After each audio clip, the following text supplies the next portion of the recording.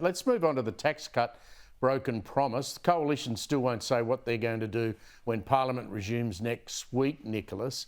If you were advising Anthony Albanese or Jim Chalmers, what would you be saying to them about the way they should react now to this? Because clearly it is a broken promise and it's going to haunt them till the next election. Do you think they've made a mistake, or have they made a brilliant political move where they're going to wedge Peter Dutton? Well, look, we could have a long, boring debate about whether it's a broken promise or not. Even if it is, I put it to you, Stephen. It is. Voters don't let. Well, all right. Just say all right. it is. It's let me okay. just say concede it is that point. Okay. All right. Let's concede that point and move on to where the debate's actually at. Voters don't get so angry about broken promises that benefit them compared to broken promises that hurt them. There'll be no carbon tax under the government I lead, and then a carbon tax comes in. It's a very different proposition to there'll be, we're going to endorse the stage 3 tax cuts, and then we're going to change the stage 3 tax cuts. And as a result of those changes, every Australian still gets a tax cut, but 85% of people get more than they otherwise would have. Very different political terrain.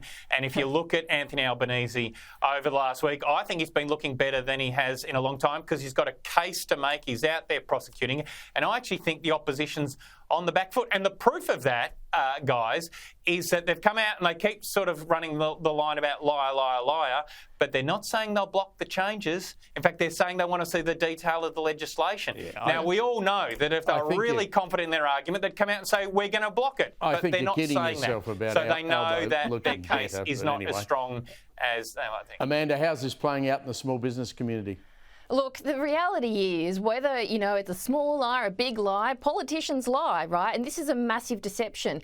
And the thing is, we don't want this to divide people. We don't want it to be, if you're against the lie, the deception, they say, oh, no, but it's good for people. Yes, it's great for people. No one's arguing that.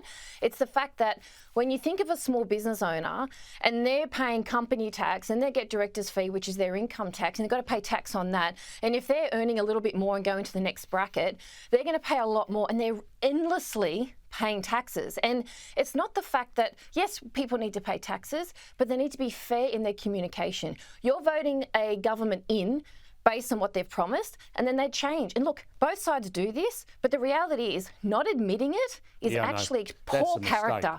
Very One poor. thing I do want to say, it's quite a good news story. Jim Penman, the bloke who started Jim's Mowing, you'd both know him very well.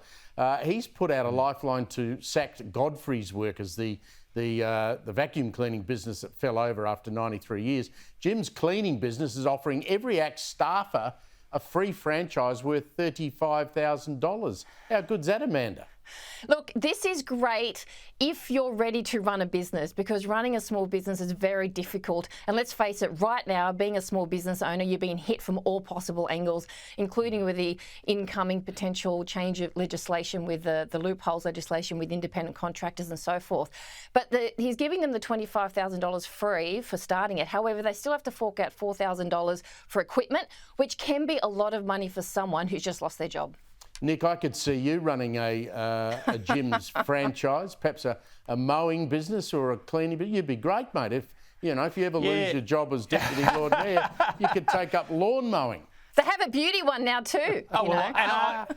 I mean, like mowing the lawn is like, meditation for white middle-aged blokes like me. Steve, I love it, I've got to tell you. But, I mean, look, it's one iconic Australian business, Jim's Mowing, trying to help out another one, Godfrey's vacuum cleaners. Let's hope they can save as many jobs as possible. It's probably a shrewd business play by Jim's Mowing as well, and trying to get some people into his organisation when there's labour shortage. So good luck to him. Good luck to him. Amanda Rose, Nicholas Rees, thank you very much for joining us as usual.